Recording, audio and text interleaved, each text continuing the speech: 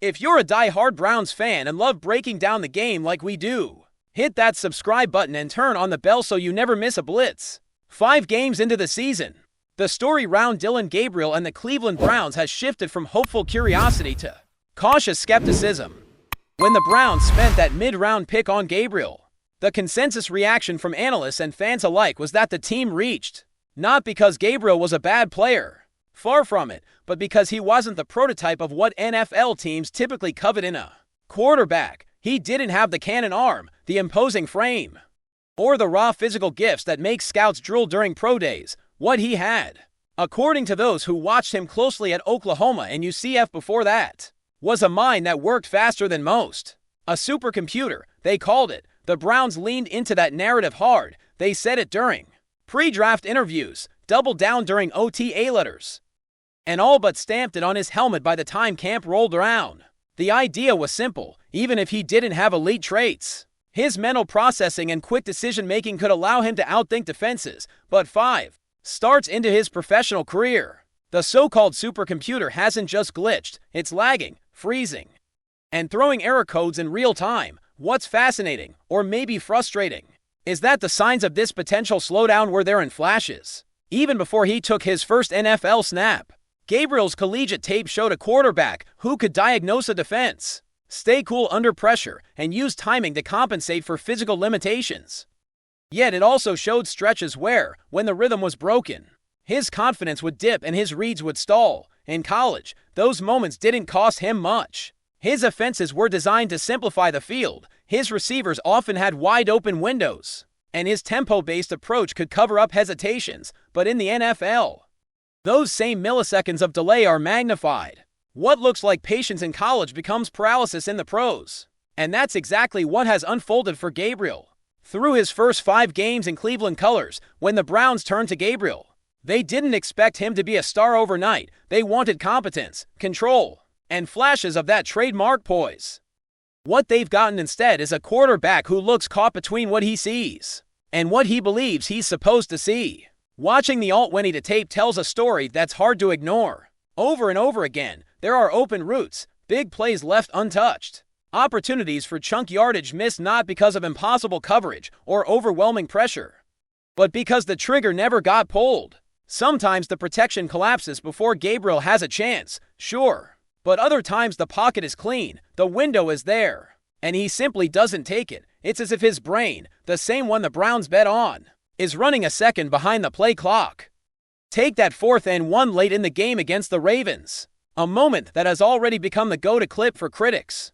The Browns were still in striking distance, down 1 score. The kind of drive that defines whether a young quarterback can take command or crumble. The play call was designed smartly. David Njoku running a sail route, Jerry Jeudy coming out of the backfield on an out-breaking route, and Cedric Tillman sitting just beyond the sticks as a safety valve. The offensive line slid protection right, leaving Gabriel responsible for a corner blitz off the edge. It wasn't a perfect situation, but it wasn't chaos either.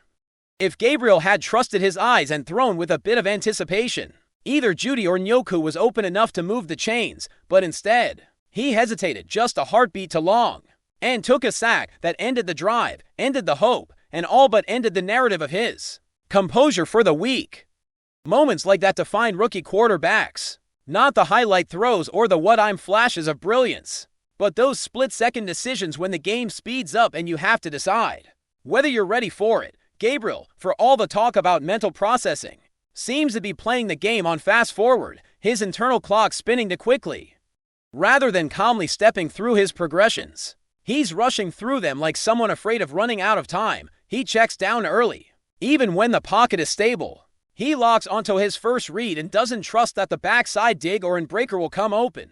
And when he does finally decide to throw, it's often a beat too late. The receiver's window closed, the defense recovered, the opportunity gone. The ironic part is that this isn't a case of a quarterback being reckless or overly confident. It's the opposite. Gabriel doesn't look lost. He looks tentative. He doesn't trust what he's seeing. And that lack of conviction bleeds into every decision he makes. When you combine that with an offensive line that's been inconsistent, and a receiving core still trying to find rhythm, the result is a passing attack that feels perpetually stuck in second gear. You can almost see it on his face after every near miss, that look of a guy replaying the moment in his head, knowing what he should have done, but also knowing he can't rewind time.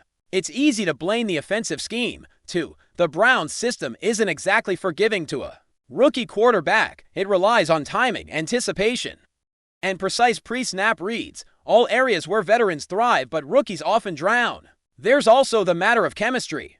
Gabriel and his receivers are still learning each other's tendencies. When Judy breaks his route, when Amari Cooper throttles down, how Njoku adjusts his depth against zone coverage, these nuances take months to develop, sometimes years, yet even acknowledging that, it doesn't excuse the hesitation that has crept into Gabriel's game, because when you watch closely, it's not about not knowing the playbook, it's about not trusting himself to execute it. Perhaps some of that hesitation ties back to his physical tools. Gabriel's arm is adequate, not elite. His velocity on outbreaking routes, particularly to the far hash, is average at best, and defenders at this level close windows faster than anything he saw in college. Maybe he knows that subconsciously, maybe that's why he hesitates. That split-second awareness that if he throws it just a tick late, the ball's going the other way. NFL defenses punish uncertainty, corners jump routes, linebackers disguise coverage, safeties bait rookies into mistakes. It's a mental game, and right now, the supposed supercomputer looks like it's overheating under the pressure. But to be fair, not everything falls on Gabriel. The Browns' offensive line hasn't provided him the comfort of a clean pocket often enough, and the running game hasn't been strong enough to take the pressure off. Even when the play design gives him a clear first read, protection issues force him to scramble or check down before the play fully develops. There have been drive-killing drops. 2 balls that hit receivers square in the hands only to fall incomplete. It's a shared dysfunction, one that's made Gabriel's transition even rougher. Still, for a quarterback touted as having elite processing, these excuses only go so far. Because what processing really means, in the NFL sense, is not just reading defenses. It's reacting with confidence and precision no matter what chaos surrounds you. So where does that leave the Browns and their rookie quarterback? In limbo, mostly. Gabriel isn't a disaster, but he's not the steady hand they hoped he'd be. His completion percentage hovers in the mid-60s. Respectable on paper, but most of those completions are checkdowns or short throws that don't move the sticks. His yards per attempt are among the lowest in the league. His turnover-worthy plays are creeping up, and his once-praised composure has been tested repeatedly. The coaching staff insists they still believe in him, that his processing speed will catch up as the game slows down for him, but patience in the NFL is always conditional. Fans are restless. The media is circling, and every missed opportunity only feeds the narrative that maybe the Browns overestimated the supercomputer. There's still time, though. Quarterback development isn't linear, and many young passers have stumbled early only to find their footing later. The question for Gabriel isn't whether he has the intelligence or the work ethic. Everyone agrees he does. It's whether he can translate that into on-field decisiveness. Can he trust what he sees, plant his back foot, and let it rip without overthinking every read? Can he find that balance between patience and aggression, between calculated and confident? Because until he does, the Browns' offense will remain an exercise in frustration, flashes of potential buried under layers of hesitation. The truth is, the supercomputer label might have been unfair from the start. It set expectations no rookie could reasonably meet. Gabriel isn't a machine. He's a young quarterback trying to adapt to the fastest, most complex version of the sport in the world. Maybe, just maybe, he doesn't need to process like a computer. Maybe he needs to play like a human, too. Trust instinct as much as intellect, to accept mistakes as part of the learning curve, and to rediscover that rhythm that once made him such a poised collegiate quarterback. The Browns believed they drafted a mind ahead of its time. What they might end up with is a player who needs time and the right support to make his mind and body work in sync. Until that happens, the myth of Dillon Gabriel's supercomputer will remain just that, a myth waiting for a reboot. Enjoying the content so far? Smash that like button and drop your take in the comments. We want to hear what you think about the Browns this season. There's an unmistakable storm brewing in Cleveland, and it's shaking the Browns to their very core. If you've been following the NFL off-field drama, then you already know that every team has its internal battles. But what's happening in Cleveland right now feels like it's straight out of a movie script, one filled with tension, whispers in the locker room, and a controversy that could redefine the franchise's trajectory for years to come. The epicenter of this storm, none other than Myles Garrett and Deshaun Watson, two of the biggest names on the team, whose personal and professional clashes are now spilling into public view in ways that are impossible to ignore. Recently, Garrett, who has long been the defensive cornerstone of the Browns, made headlines with a revelation that has left fans and analysts alike reeling. He said, unequivocally, that he would no longer play alongside Deshaun Watson, and that's not all. Garrett went further, hinting at the depth of the resentment Watson faces inside the locker room, even stating that Watson is, in his words, hated by his teammates. Now, those are some heavy words coming from someone of Garrett's stature. He's not just a player. He's a leader, a face of the franchise, and someone whose opinions carry weight both on and off the field. For a star player to publicly declare such an ultimatum against a quarterback, especially one who came to Cleveland with sky-high expectations, is seismic. The implications are enormous, and they ripple far beyond the locker room. You can almost feel the tension if you close your eyes and imagine walking through the Browns facilities. Coaches whisper in hallways, assistants exchange knowing glances, and the players themselves can't ignore the charged atmosphere. In any team, cohesion is crucial. But in a league like the NFL, where the quarterback is the centerpiece, division between your quarterback and your defensive ace is more than just a problem, it's a ticking time bomb. Myles Garrett's comments, whether intentional or not, now put the Browns management in a precarious position. How do you reconcile two of your franchise players when the friction between them has become this public? It's not just about winning games anymore. It's about leadership, culture, and the very identity of the team. And while fans might take sides, some rooting for the defensive titan, others hoping Watson can prove the doubters wrong, the real story is more complicated. Garrett's words didn't just express personal frustration. They exposed a larger issue that has apparently been festering beneath the surface for some time. There are whispers in Cleveland circles that this tension has been simmering since Watson's arrival. Initially, excitement was high. A quarterback of Watson's pedigree joining a team with talent on both sides of the ball should have signaled a new era. But what seemed like a perfect match may have been more fragile than anyone realized. Chemistry, as anyone who follows sports knows, isn't built overnight, and while we're seeing the explosion now, insiders suggest this has been brewing quietly for months. The locker room dynamics are said to be toxic in ways that go beyond simple disagreements over play calls or strategy. Sources close to the team hint at cliques forming, subtle but unmistakable signs of division, and a growing sense among veterans that the quarterback isn't fully trusted or respected. And let's not underestimate the psychological toll this can take. Football is as much mental as it is physical, and when your leader, or in this case, your quarterback, becomes a figure of dislike or even contempt, it changes how everyone prepares, how they communicate, how they approach each practice and game. Coaches are suddenly put in the impossible position of managing egos as much as schemes. And even the fans are being dragged into the narrative, forced to question who is at fault, who is right, and what the future holds for a team that has invested millions and hopes in its roster. Garrett's declaration is particularly striking because he isn't known for drama. He's a professional, a consummate athlete, and someone whose focus on football has rarely wavered.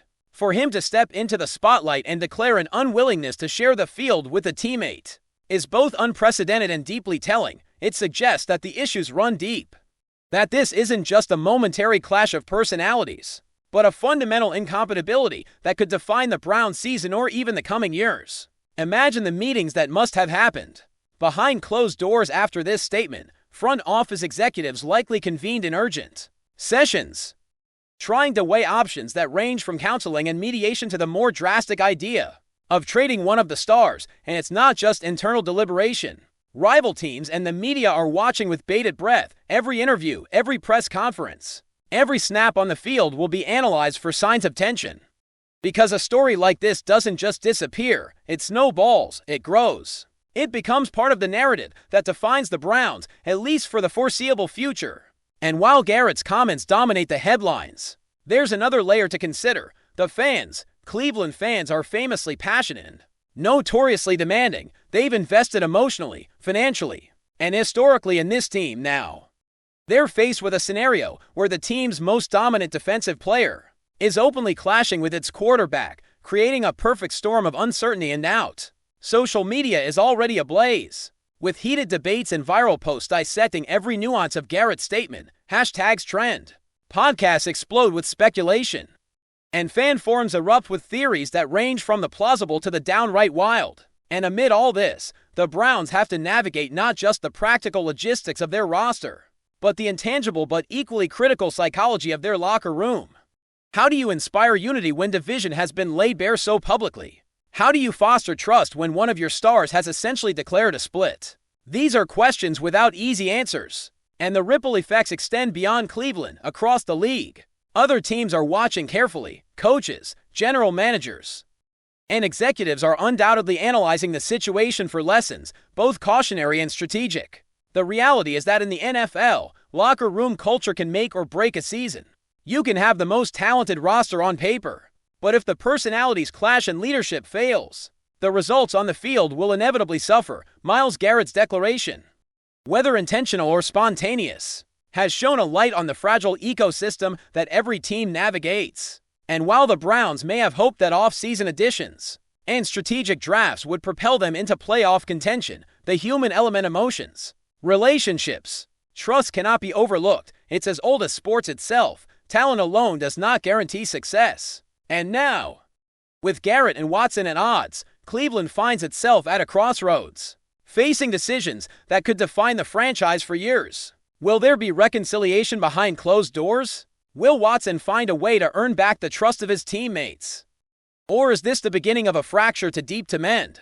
Could the team be forced into difficult roster moves, trading one of its star players in an attempt to restore harmony? These are questions that will linger over every game, every practice, and every headline until the situation is resolved. And in the meantime, the story continues to unfold in real time, with Garrett's words serving as both a warning and a revelation. The Browns, a team with championship aspiration and loyal fans, are now navigating uncharted waters, and every move they make will be scrutinized. In a league where unity often separates contenders from pretenders, the Cleveland Browns' internal turmoil has placed them firmly in the spotlight.